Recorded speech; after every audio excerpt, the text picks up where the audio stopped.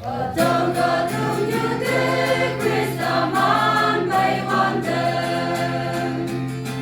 지금까지 마음의 호가이 비부의 사랑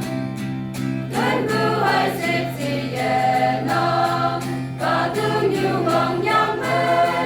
이하이 바가마이 내내던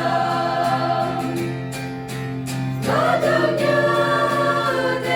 정말 할왕아 야양아 Therman yeni babai deki China sai me iwang lam lam lam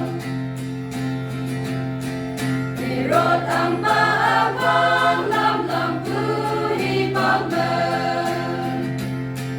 Bethlehem jing mahu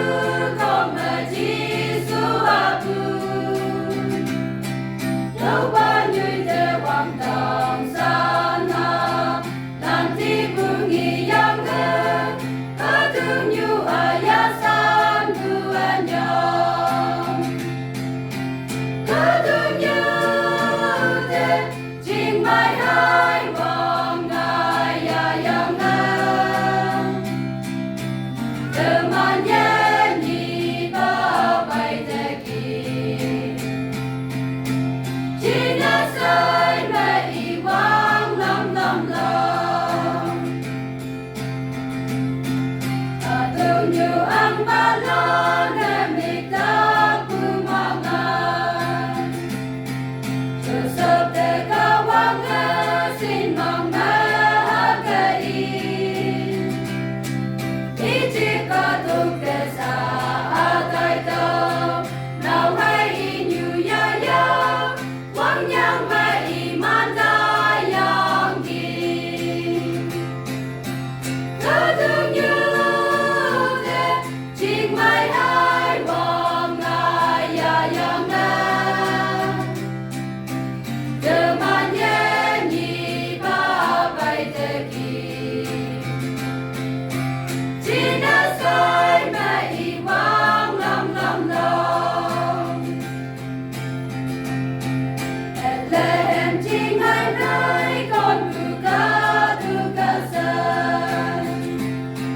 Thời bưu hoàng bên nhìn nào tuổi miền lạc chính nè sơn Khi rô tên ngọc kèm phá y Ở dây tuổi miền nhang kim Chỉ rê mai yang ngao á ta tên ngàn Kadung yude jing mai hai wang ya yang Teman yeni babai teki China sai me iwang lam lam lam Isu Krista din na terese niklaksen Ibala ne ipu ngawata dengai ne Egypto yang Israel Keriri kadung me Kuna jeren me Jisu jom Kadung yude jing mai hai wang